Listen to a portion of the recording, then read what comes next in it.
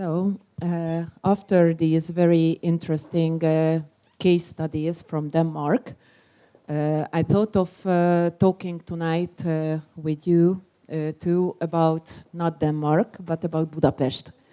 Budapest is also very much into trying to make these public spaces. And recently, the city of Budapest announced an architectural competition for the waterfront, the center city waterfront of the Danube. And so I thought it would be nice to talk about the Danube as our natural feature and our I think, our a really important issue in Budapest, and about public spaces. Recently, many cities overcome the question of how to balance out the working city and the public spaces and the living city. The waterfronts with its industrial uses and economic uses, and especially the traffic along the waterfronts, are always in conflict with how to open up to public spaces. And many cities try to do that. Somehow Budapest is a little less fierce and less brave about it. And it's a very delicate balance. You have pros and cons for both keeping the traffic there or opening it up.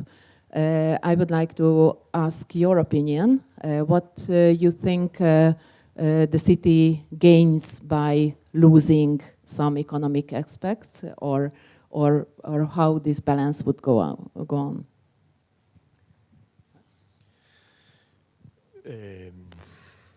Is this on? Yeah.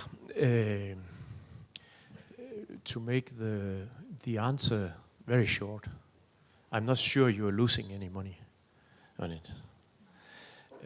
What we have experienced is that, on the other hand, in fact, you could say that investing in harbourfront for public space and livable cities, in fact, will give a higher economy than keeping on with the industrial area. I'm then not saying that it's an easy answer, and I'm not saying that it's easy to develop the city. As I mentioned by Aalborg, we were lucky that some of the industrial area and the real harbor working places was moved out of the harbor, the center area for 40 years ago. But there was, as my picture showed, many things to discuss. But today, I think both citizens, developers, and especially the politicals, they will look back and say it was a good investment. The local economy for Aalborg city, for the society of Aalborg, has raised very much, and some developers has also owned very many money, and so I think it's a sort of a win-win situation, but it's a long discussion. And I didn't mention all the public participation, all the discussion, all the meetings we have had, discussion with politicians, discussion with citizens of Aalborg, and of course with some developers who will say it's more quick to continue with the industrial area. But look around in Europe, you'll see a lot of cities where you can see they gain money to change, to make this transformation. You don't agree? You could see. I think it's, of course, it's always easy to come up with quick answers, and then when you have to do the job, it's a little bit tougher. But I think first of all, it's important to have this agenda. That well, somehow everybody knows that having sites like this is a huge potential. It's not coming twice. So you have to have a very good plan about how to deal with it. But having said that, I think that also it's very much important. It's super important to come up with kind of schemes and ideas which are creating more possibilities instead of reducing. Of course, if you look on the short perspective, each kind of change might be experienced as a loss. But just look at what happens across the whole world. Like Paris is turning down some of their infrastructure, which is like the one you have here down the river, and transforming it during the more than a month now. I think it's extending each year into an urban beach. In the same time, they also cleaned up the water. So fish start getting back to the Seine, which was not the case like 5 or 10 years ago. In Copenhagen, we did the same thing. We cleaned up the water. I think if you will start Googling, you will probably find this very, very famous picture of our minister jumping in the water, you know, to show that it's actually safe to bath there. But it's just like show, and now, you know, like bathing in the center of Copenhagen is kind of normal. Nobody thinks about it anymore, but it didn't used to be like this, just like not very many years ago. Some of the industrial sites we were discussing about before, they were totally closed. I remember when I arrived in Copenhagen in 1995, there was like we were asked to develop projects on those sites from the School of Architecture, and there was nobody there except the pigeons.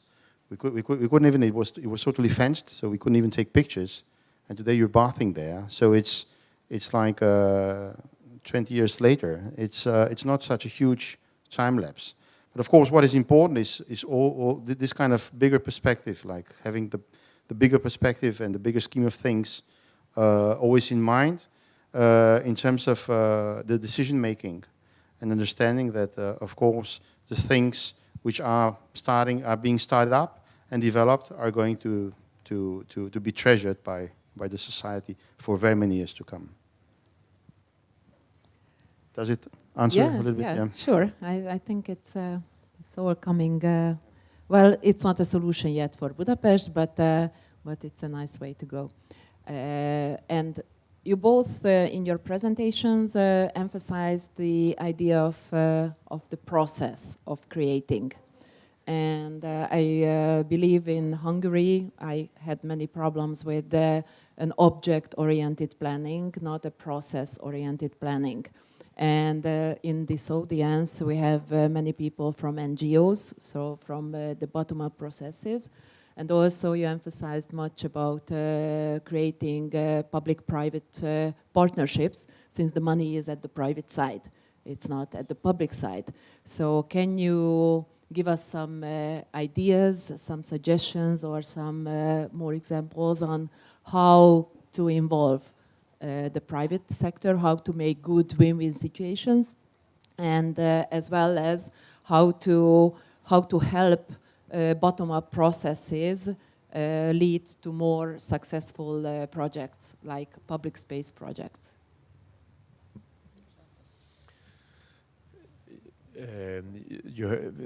When I'm answering that question, these two questions are basically. Yeah, but I want to start that we in the legislation of planning in Denmark. Of course, you have to say that we have a tradition, and we have to, as a municipality, to make a public discussion. So we do have it here as well. Yes, it might not be so valuable as your experience, right, guys? But we okay. Then we start there, and of course then we have developed that tradition or that way of having the discussion, so that we involve the NGO. We involve the bottom-up process very, very much. So the political, they cannot have a discussion about, for instance, developing of the harbor front without taking care of this public discussion. taking care of the interest from the citizens. And especially, as my picture showed, we have the architect school, we have the design education and so on is located in these areas. So they also make, as you probably know here in Budapest also, they make different studies about it. So and they go out. And then we have now more and more involved contemporary furnituring of the city, and we give from my office money to NGOs to do something, and it's very funny and interesting to see that old people, old citizens, they come and say, what's happening here? This is very interesting. They are much more interesting and understand what is happening there. Then we go to the private sector. Then we have the problem, of course, always. Then we meet the troubles, but it's very different from company to company. So as I answered on the question before about there is, to say it frankly, money in changing, transforming it. The good, I would say the companies which have seen that, the developers which have seen that, they own money. They go in and give space for contemporary developing and give a space in a building which later could be either office or something else. And we have seen that at the last picture I showed you at this harbor, which is now developing. And in fact, I get an email while Serban was speaking from one of the developers saying, what am I doing? Because this old building is more bad than I thought, but I have to respect the discussion we have had and so on. In the other end, we of course have developers which say, couldn't we just build a building soon, now, quickly, and don't have all these discussions. Democracy is very important. May I have one more question for you about public ideas, NGOs' ideas? Did any so if it's not discussion of an existing or a proposed master plan, but more like someone comes up with an idea and goes to the city, would you how would you handle that? I think we have to say that it's a balance because sometimes the idea which come up it can be different, but sometimes it's not a holistic picture of where we are going, what is the vision, where is the goal. So then we have to ask people from a company like Serban, Motobia, and we are in fact going to meet next Tuesday about a competition where he's joining. But in fact, we have to ask companies like that to make I will call it an open picture, a drawing or an open picture which we can maybe also use in the discussion. So it's both, it's a balance. Yes, I think in terms of partnerships, and I think you can do really very many things. And of course, I'm aware of your question is relevant. I've heard it before. It's very many kind of different environments talking about the same issue. Like how do you deal with democracy, or how do you do it? How do you make it instrumental in an urban development process perspective?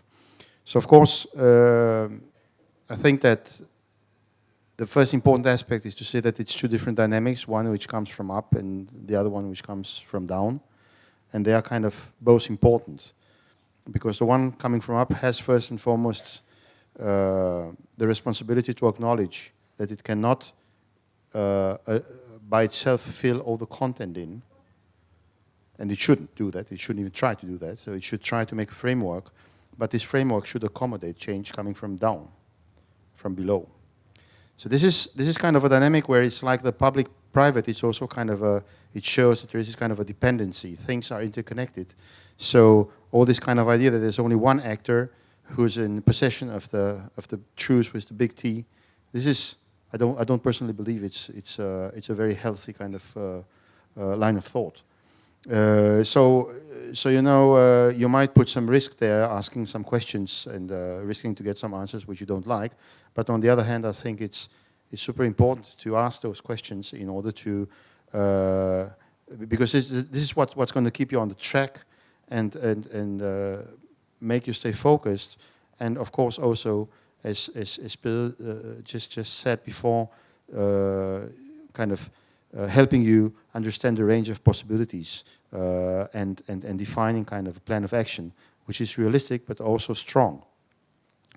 I would like to add a couple of other things, because I think that, you know, there are very many different buttons you can press if you want action. And it's not only about, of course, the politicians, but you have just mentioned yourself on several occasions the NGOs. And this is, it's an amazing picture for me to see how many people are kind of engaged. They're here, they're using their evening on some kind of foreigners coming here to tell them what to do about their city.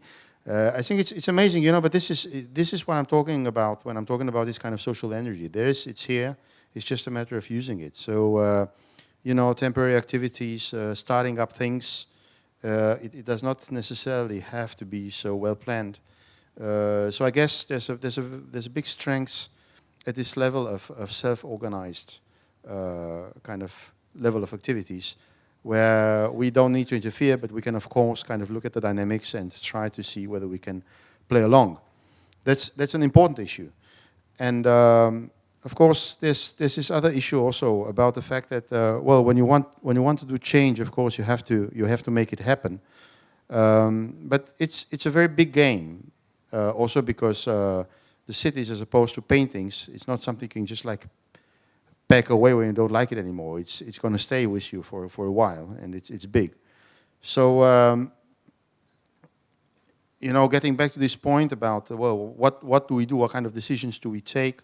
I guess you had a question to me which you haven't formulated yet, but it's going to come about kind of the favorite public space. Okay, let's go to it. And it's, of course, things are interconnected, so I'm sorry I'm kind of jumping like this to conclusion. No, that's fine. I think it's a nice relation here. But it's just to say, well, what do we like? What would we like to have? And you know, in Copenhagen, we got this kind of a present we didn't ask for, which is this opera house, which is, in my opinion, not very cute. It's also copy-paste. It's huge. And it has like 10%, if we look at how it performs, it has like 10% of its volume, which is accessible for like what, 2 hours a day. So it's kind of a strange way of building and thinking about your own city, and you know, using so much prime space for so very few people who are only using it like 2 hours a day. My favorite example is the Oslo Opera House, if you know it. That's a building with an agenda, because it's not interested into showing that it has big muscles.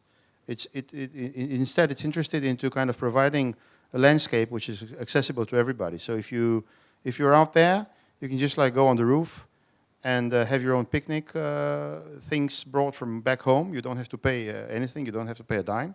You can hang out there enjoying the scenery, and on top of that you can also see the opera for free because they're putting out the screens. So it's very much about opening up for new possibilities instead of reducing them. I think this is very important. I think you can do it in very many different means, by many different means. The last thing I would like to say about this kind of partnerships and about how you make a project happen. I don't know. Perhaps we're well off in Denmark, perhaps we're not, but I think that no matter where you are, there's always kind of problems you have to deal with, and one of them, which is definitely everywhere, is the shortage of money. So there's never money enough. So very often you get this argument, well, we don't have money, so we can't do it. But this is not true. We recently completed a project which on the paper started up to be like 50% crowdfunded. And now it ended up, of course, to a slightly different figure. But this project is quite amazing because it was just like everybody in the community, they just like took their jackets off and started up working, you know. I mean, digging, cutting wood and painting and being out there for months and months and months and making it happen. And now it's there, and it's again something which has a double agenda because it's an extension of a school. So it serves the school premises. It serves the kids in the school, which have very poor kind of condition, like physical condition, so they need to get out there and move. But in the same time, it's a public space which is also lacking because the community does not have a public space for themselves. So just to say that there's different ways to start up acting and making things happen. Thank you. We are still thinking more in financing by EU than crowdfunding, but I think it's a nice idea, especially for NGOs like Cake. I think let's go for it. Okay, I have a couple more questions and then I pass the microphone to the audience. Just one, when I was thinking about how public spaces get or do not get realized, what would be the biggest constraints? And I'm happy you said it's not the money, but what are the barriers? What are the constraints? Why some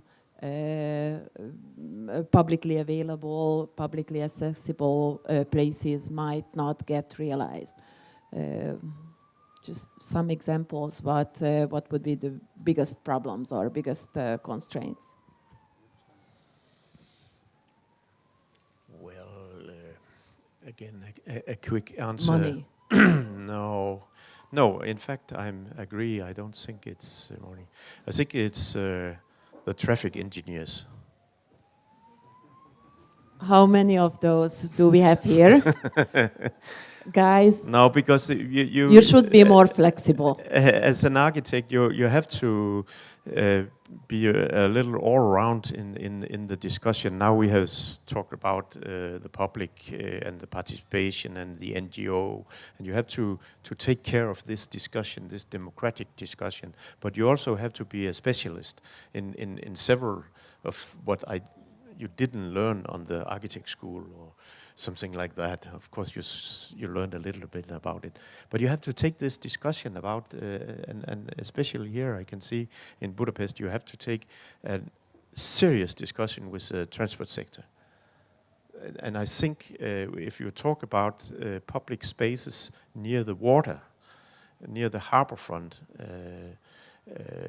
we had a tough discussion, but it's nothing compared to what you are going to have here, as I can see.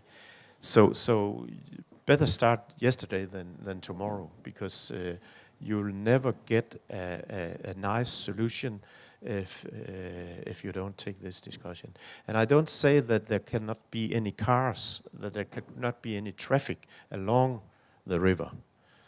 But you could do it in another way. You could discuss it. You have to make models to take discussion about how could the public transportation be changing, be more popular, be more comfortable, and where could you put all the private cars so that you force them to drive in another ring road or something like that. And if they should decide to let the car stay home, it's no problem. But we all like to sit in this car because it's our little space, and the cars are getting better and better.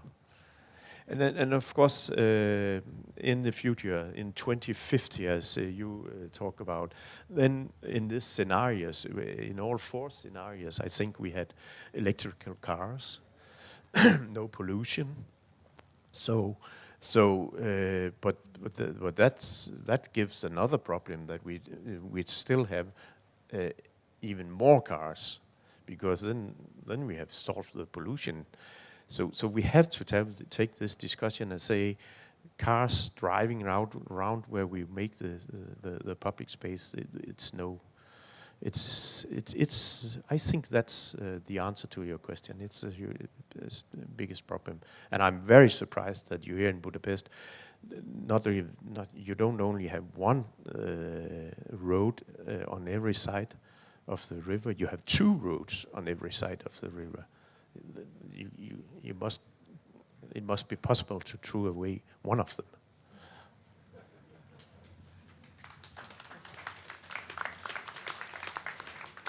Anything you would feel is a big constraint?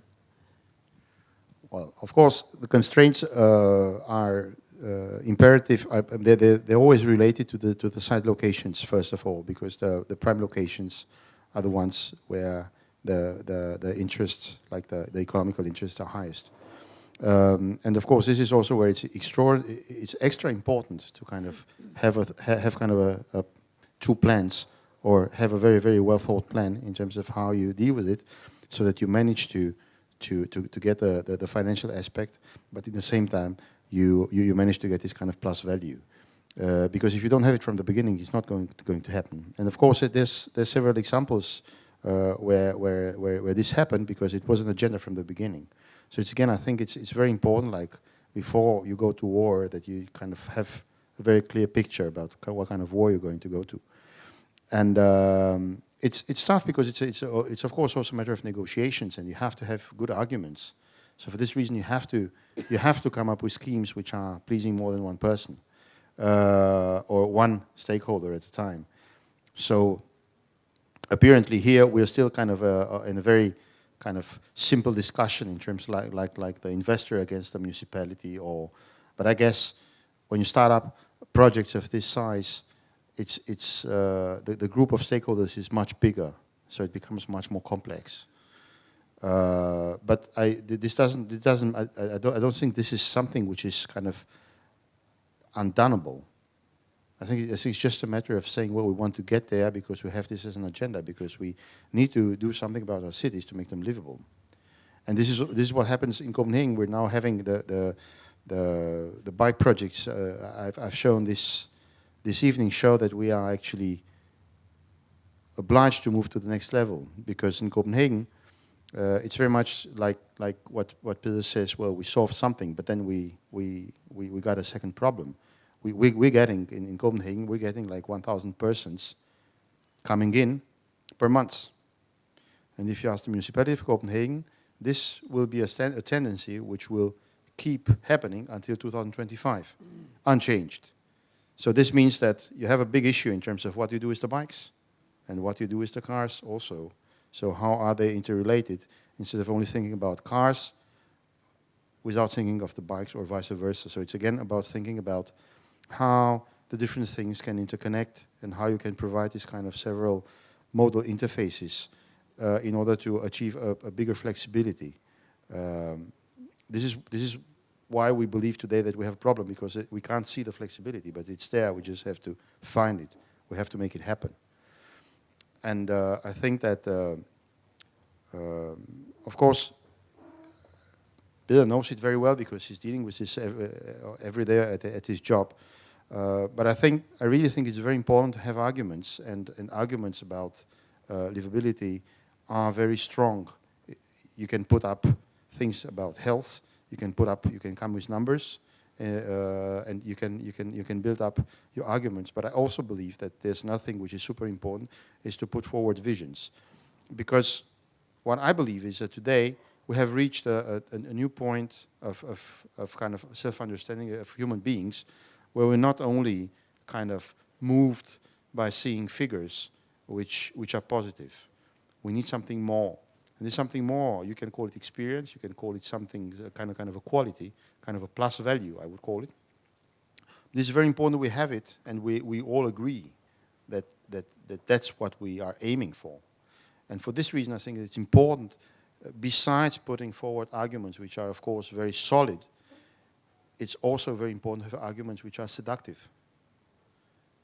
I mean, we have to make some sexy projects, because if we don't do that, nobody will buy them. Nobody will go for them. So here there's another kind of very important platform for the NGOs and the stakeholders to act on, because it's a platform which is very much about identifying what is sexy, because as we all know, the values also change from one day to the next one. I mean, not very many years ago, it was super sexy to see Clark Gable smoking on the screen. You would agree with me that it's not that sexy today anymore. So things are changing constantly. So it's very much about always kind of identifying what should we deal with? What are the agendas?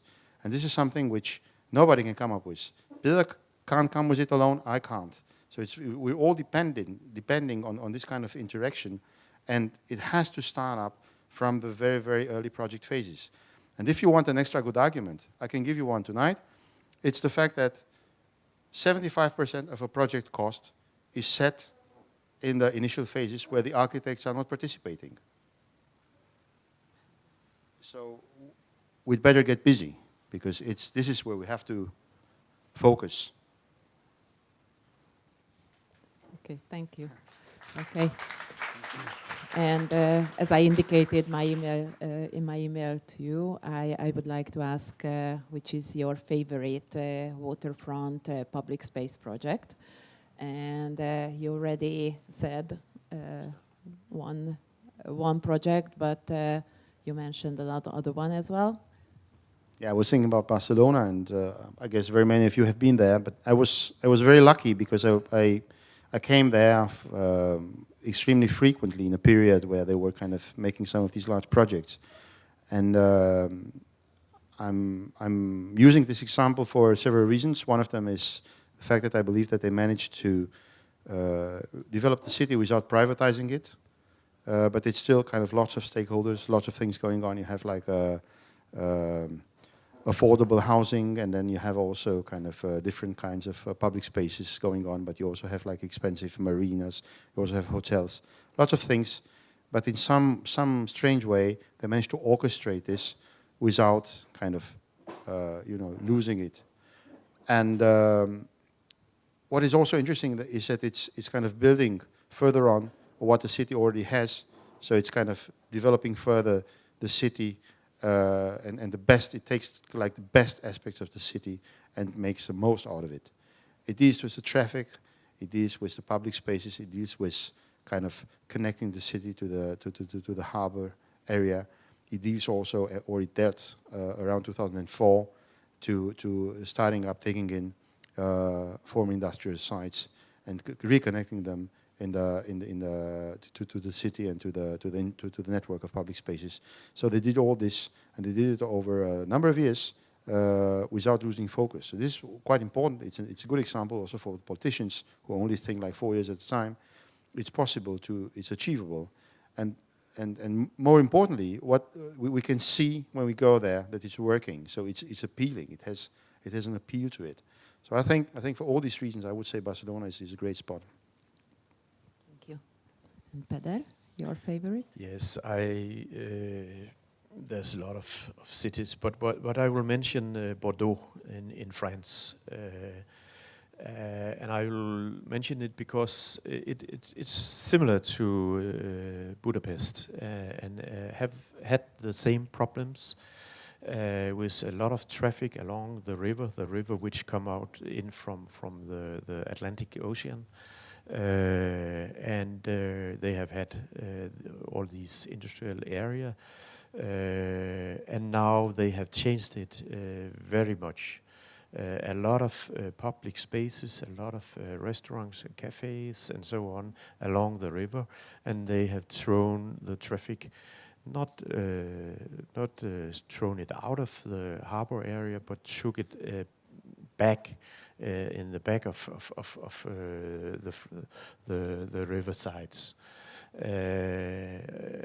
I don't know very much about the NGOs in Bordeaux, but they have succeeded in making, as I see it, a partnership between the municipality, the developers, the private sectors, and some of the those who are taking care of public transport and so on. So they have, like you are building here, and they have light train, which they have said the public will pay for developing that, and then the private sector has to do some of the other, even some of the public spaces, which we see now also in Denmark, that the private sector are open their eyes that they have to invest in that to get people to buy what they build and so on. So I will mention Bordeaux, and I suggested you take a trip to Bordeaux.